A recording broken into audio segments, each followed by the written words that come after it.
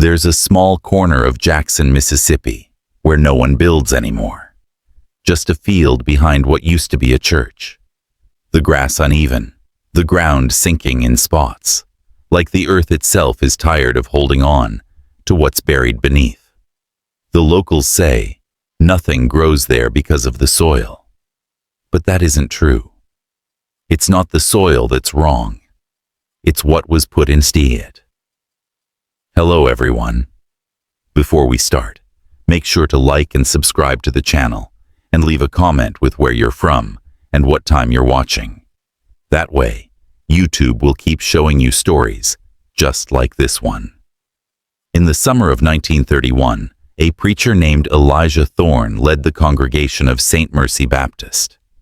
His sermons were fierce, his beliefs absolute, his voice the kind that made men bow their heads and women weep. He was the kind of man who believed sin could take root in blood, that purity could be washed clean only through suffering. His daughter, Mary Ellen Thorne, was 17 that summer. She sang in the choir and was known for her kindness. But something happened, something the town whispered about long after the church burned down. Some said she'd been seen walking with a boy from the neighboring parish. Others said she confessed to something in the preacher's own study that made him tremble with shame and rage. What we know for certain is this. On a Sunday evening, just after dusk, Mary Ellen vanished, and Reverend Thorne preached the next morning as if nothing had happened. They said his sermon that day was about cleansing, about the fire of God's judgment and the mercy of silence. No one saw Mary again, until the digging started, decades later. When the construction company broke ground behind the ruins of St. Mercy in 1972, they found the box just 3 feet under. It wasn't a coffin. Not exactly. It was smaller, crudely built, nails bent and rusted through. Inside were the remains of a young woman, her arms folded neatly across her chest. But what froze the workers wasn't the bones. It was the fact that her mouth had been stuffed with fabric that still held traces of blood.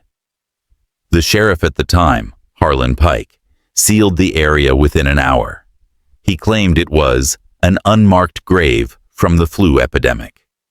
But older townsfolk knew better.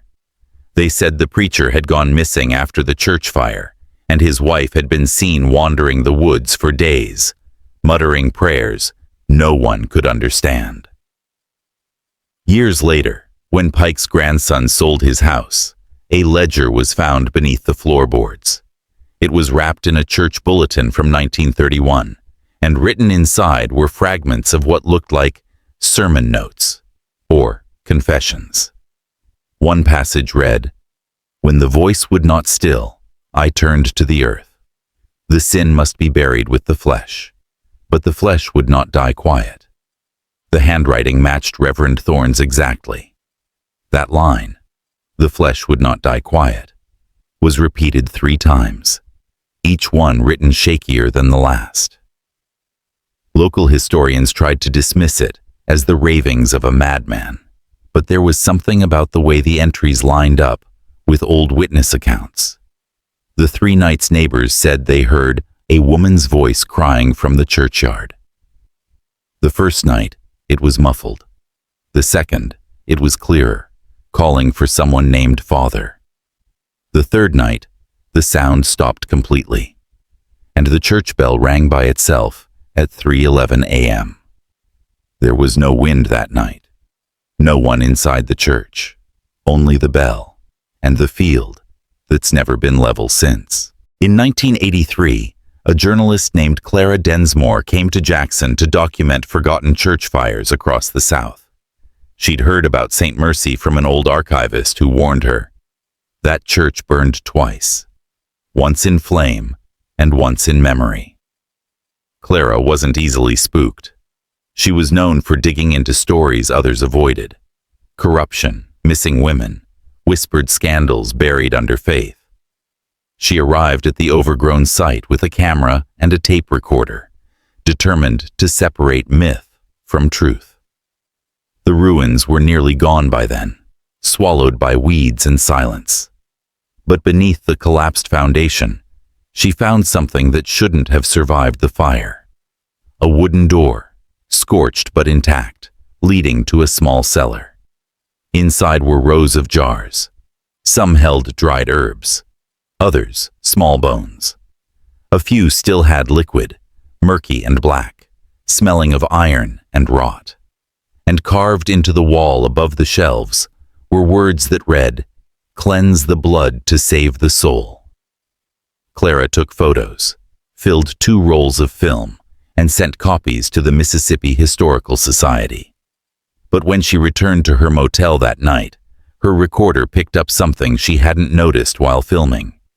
A low humming sound, faint and rhythmic, echoing beneath her own breathing. She played it back over and over. Each time, it grew clearer, like a young woman humming a church hymn, broken by occasional sobs. 3 days later, Clara Densmore checked out of her motel and never filed her story. Her car was found parked by the roadside near the Pearl River Bridge. The keys were still in the ignition. The camera was gone. Her notes, however, were mailed to her sister 2 weeks later with no return address. On the last page, Clara had written one line: "The voice still calls at night, and it knows my name." By the 1990s, St. Mercy Baptist had become a local ghost story. Teenagers dared each other to sneak onto the land at night, whispering that if you stood quiet long enough, you could still hear the girl humming under the ground. But not everyone laughed. One man, Reverend Caleb Harker, had recently taken over a small church on the edge of town. He'd grown up hearing the story of Elijah Thorne and wanted to prove it was just Southern folklore, another tale of guilt, twisted by gossip. He went to the field one autumn evening, armed with nothing but a lantern, a Bible, and a tape recorder. He stood in the grass where the soil dipped, right over the place the body had been found, and began to read aloud from the Book of Psalms. The tape ran for 43 minutes before cutting off. When he brought it home and played it back, the first 20 minutes were normal. Wind, the crackle of leaves, his own voice trembling slightly as he prayed. But then, beneath his words, something began to whisper. It wasn't humming this time. It was speech. At first, it sounded like static, then clearer. "Father, open the door." Caleb stopped the tape, rewound, and played it again. Same voice, same phrase. The next morning, he returned to the field. This time, his wife waited in the car. She said she saw him kneel, remove his hat, and press his ear to the ground. After that, he didn't move for several minutes. Then he stood up, walked back toward her, and said one sentence before getting into the car: "She's still praying." Reverend Harker left town 3 days later and never gave another sermon. His church closed within the month. The recorder he'd used was later found buried in a drawer of the parsonage, wrapped in a piece of cloth that smelled faintly of smoke. The tape was missing. By 2007, Jackson had grown into a modern city. The ruins of St. Mercy were nearly gone, just a few stones and a sagging fence swallowed by wild vines. But construction plans brought surveyors back to that same cursed field. The plan was to build a parking lot for a new grocery chain. 2 workers, both locals, reported hearing something strange as they marked the foundation lines. One said it sounded like wind through the soil. The other swore it was singing. Their supervisor laughed it off until one of them refused to come back after dark. The next day, a bulldozer unearthed a second box, smaller, deeper. Inside were fragments of cloth and something metallic, a cross, warped by time, engraved with a single name: Mary Ellen. City records confirmed the Thornes had a daughter by that name, though the birth certificate had been partially burned in a courthouse fire. Her death was never registered. That discovery reignited local legends and caught the attention of a podcast producer who specialized in Southern hauntings. He visited the site in late October and interviewed the last surviving member of the Thorne family, an elderly woman named Martha Thorne, Elijah's niece. Her voice was brittle, her words deliberate. "Uncle Elijah thought he was saving her," she said. "He said the voice of God told him to bury the sin where no one could see. But after he did it, the voice kept talking." When asked what she meant, she paused for a long time before whispering. He started hearing her sing from under the floorboards. Martha died less than a month after that interview. The producer tried to air the episode, but it was pulled from streaming within days. No reason was ever given. If you're still watching, you're already braver than most. Tell us in the comments. What would you have done if this was your bloodline? In 2014, a group of amateur paranormal investigators returned to the St. Mercy field. They wanted proof, not rumors, not folklore. They brought motion sensors, thermal cameras, EVP recorders. They streamed the investigation live to a small online audience, most of whom expected nothing but silence and wind. For the first 2 hours, that's all there was. Static, insects, faint voices from the crew as they joked nervously. But at 2:46 a.m., every device froze. The temperature dropped 7 degrees in less than a minute. One of the cameras caught a shape moving in the grass, small, pale, and shifting like it was crawling instead of walking.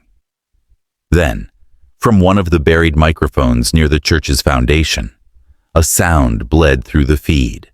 A woman's voice, faint and melodic. She was humming a hymn, "Nearer, my God, to Thee." The stream went black for 43 seconds. When it came back, all 3 investigators were gone. Their van was found half a mile down the road, engine running, headlights on. Inside, the cameras were intact, but the footage had been wiped clean, except for one frame. A still image of the church ruins. In the center, a shadow shaped like a man standing over a smaller figure in white. Authorities ruled it a hoax, but one of the investigators interviewed years later swore he hadn't faked a thing.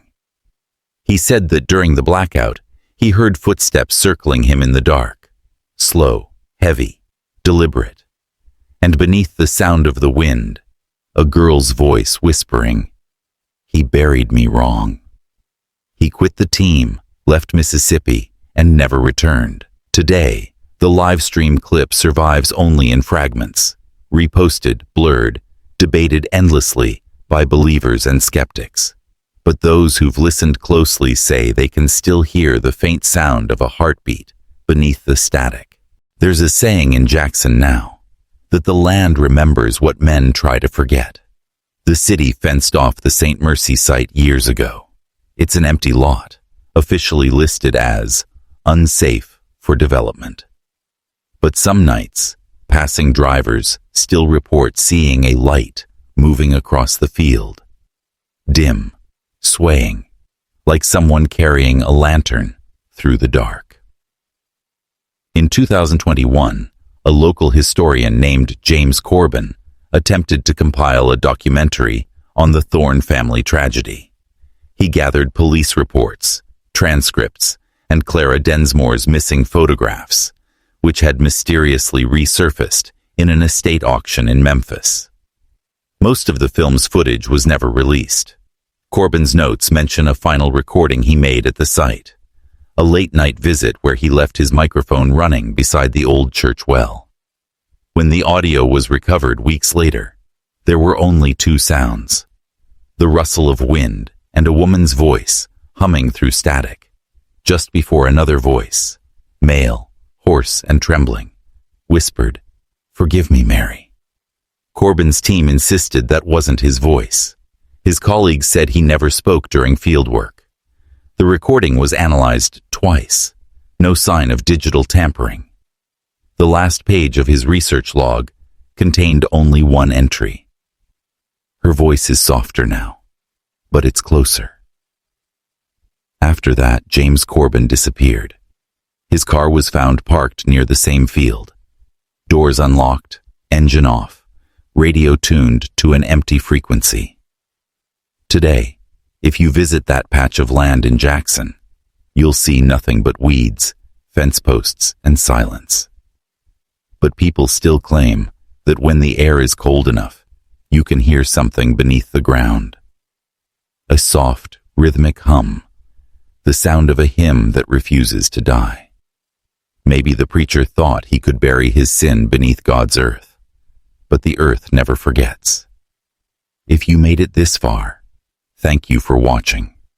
Remember to like, subscribe, and share this story before it disappears again. And if you ever find yourself driving past Jackson at night, don't stop near the old church road. Some stories are meant to stay buried.